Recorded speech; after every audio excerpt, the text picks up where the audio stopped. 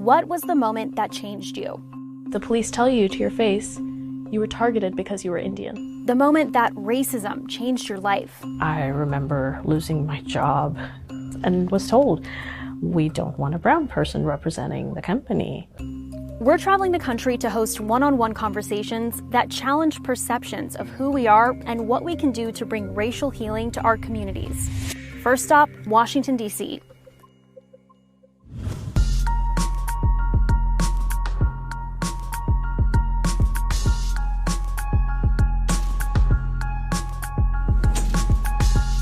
We're in the nation's capital for a uniquely AAPI perspective on race with Kevin Fong, founder of the Kahakule Institute, a space that works on cultivating communities of belonging. We're here today to engage in conversation with folks to find out who they are, whose they are, and what their hopes and dreams are to create a better future for us all. In that way, we can take their story and weave it together with another person's story and another person's story. And no two stories wove together quite like these two. Viha is my first name. It means heaven. It's a Sanskrit word. Umashankar is actually my dad's first name. In Tamilian culture, you move your dad's first name to become your last name, and it moves on like that. We belong to a very small group of people from the west coast of India. It's a tiny village, and anyone with the last name of Goodbole is related. Did you ever consider, like, I wish I didn't have this name? What does this look and feel like? You are reading my mind right now, because I think it was in middle school, I considered going by like Violet or Vanessa or something just so that people could get it. Because I remember like substitute teachers reading the roll call list and them being like, Viha? Vija? Viha? Like, they didn't know how to pronounce it. They didn't know what it meant. And so there were days when I just went by V.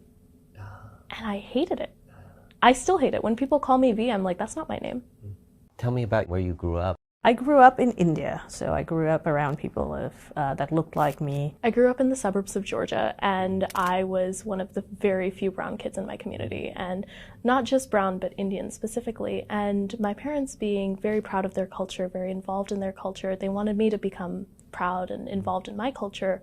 But it was really difficult because people don't really see and understand your culture. I mean, I was growing up in the mid-2000s and, kids weren't as accepting back then as they may be now. When I came to the States, I really did feel like, okay, well, the world all should be all equal and we should all have a place and we are all working hard and we all have something to give back to the society and to the communities that we are part of. And some of that didn't go so well.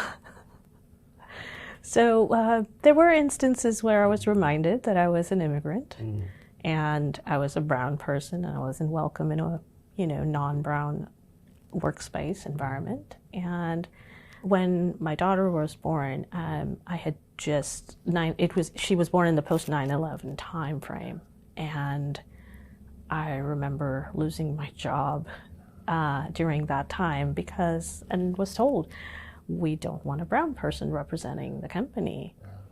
And it was a very, they said it very offhanded, but it stuck with me. Yeah.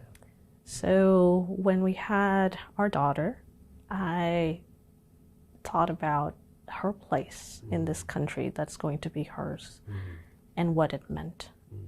And so slowly, just one pebble at a time, working to ensure that her future is one of acceptance for who she is. One of my fondest memories from elementary school is my mom making me traditional Indian food to take to school for lunch.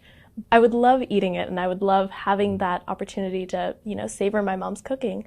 But some of the kids, they just didn't get it. And so they would make me throw out my lunch because it was stinky or it didn't look good or whatever they may have said back then. So it was really difficult growing up as someone who wanted to be proud of being Indian, being brown, but just not being accepted by the people around you that, you want to be friends with, you want to connect with them, but it's just there's a block. You can't really do that. You talk about communication and you have this blog and you use curry as the foundation for your blog and you write about this notion that there are different narratives and sometimes false narratives about curry or disrespectful narratives. Give me a specific example where curry was used to build a bridge between two people, yourself perhaps and another person who couldn't be more opposite than you.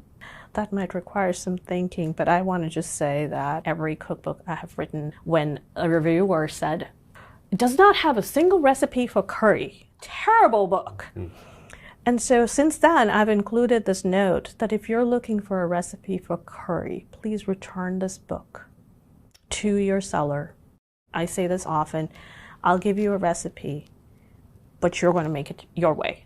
And that's what I love about being in that space where I can give you the tools. And it's not a secret, Coke formula. You can make it your own. So helpful. That's what we do in the work of racial healing circles, is that, it's this concept, just give me the formula, give me the recipe, as it were, and then we can, find healing in this community or this or that. It's like, no, you have to, you can't follow that. You have to actually bring in the heart. Yes. And that's what you do. Yes. Is you introduce the heart. I introduce that in a different way. I introduce them to the components of them and let them build it. Your mom takes great pride in her cooking. And you said that you held great pride in taking it there, but then you were ridiculed, you were shunned for bringing this food. And how do I go home and tell this to my mom and all of this? It was hard. It was really hard because you'll taste my mom's food. She is an amazing cook. She's one of the best. But to bring up to your mom, hey, I don't want you to make dal bhat and chak for me anymore. This isn't working. And to tell her that you would prefer peanut butter and jelly sandwiches to whatever traditional food she's making to you, that was hard. I remember having this conversation with her, and I told her, I can't eat what you give me anymore. And she was like, why? Is it not good? Do you not like it? Did I make something wrong, or what's happening? And I told her it was because the kids at school, they would call it curry, and I just didn't want to have that associated with me. And it was difficult because, this woman, she's waking up at 5 a.m., 6 a.m. to sit and hand roll rotis for me every morning, fresh rotis. And now it's like, I want that. To have someone love me so much as to make me fresh rotis every morning to take to lunch. You just don't get that anymore. And so it's unfortunate that I had to give up so many years of, that love and care that she offered because I wanted to fit in. And obviously I look back on it now and I'm like, darn it, why did I do that? Why did I give up all of that? So the price of acceptance, right? The price of acceptance. You paid a high one. And my question is, at the end of the day, were you really accepted? Was it worth the price? I don't think it was worth it. I genuinely don't, because I look at who I was then, and I was hiding such a big part of my identity, and I was unhappy with it. I was unhappy with who I was because I was just, quite frankly, I was just trying to be another white girl.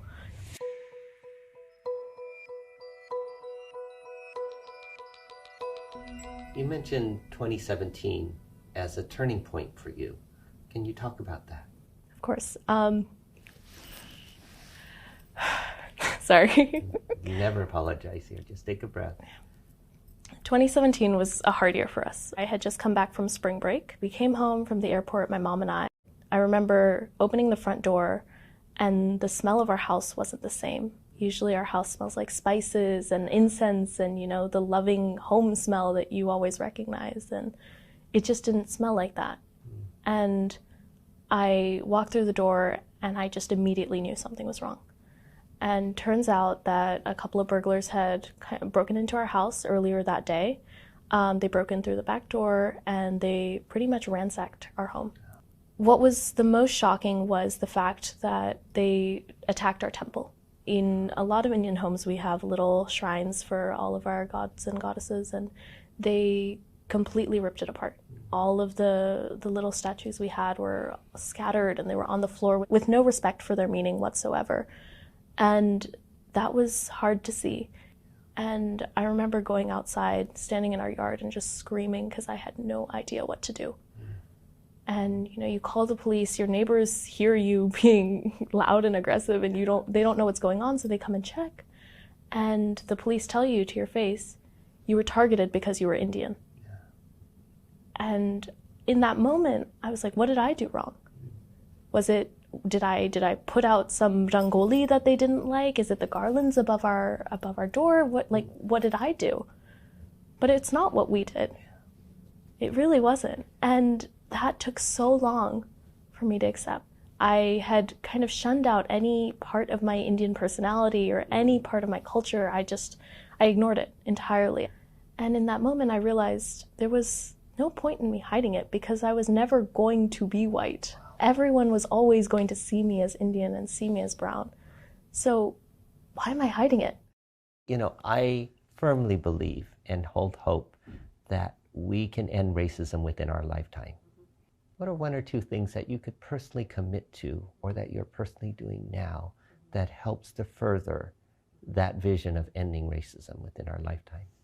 I use my platform, whatever I do, to encourage people to be more accepting of another person's opinion. And I think releasing ourselves from those boundaries of expectations of ourselves, of some more than ourselves, of someone else, releasing yourself from that is freeing, but it's also, it's such a community that you're building because then you start seeing each other.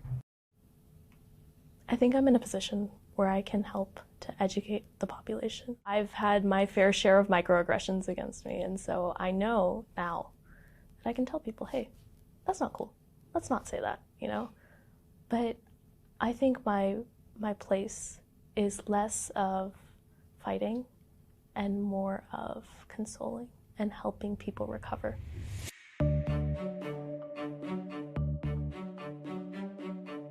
So encouraged by what everybody shared here, their stories, their strength, their power, and that they will take their commitments forward because we're going to do this one story, one action, one person at a time.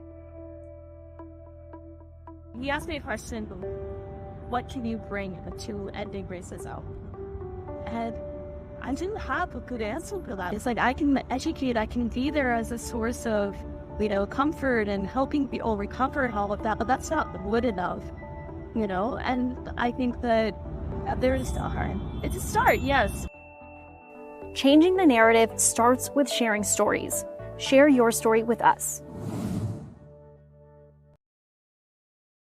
Thanks for watching our YouTube channel. Follow today's top stories and breaking news by downloading the NBC News app.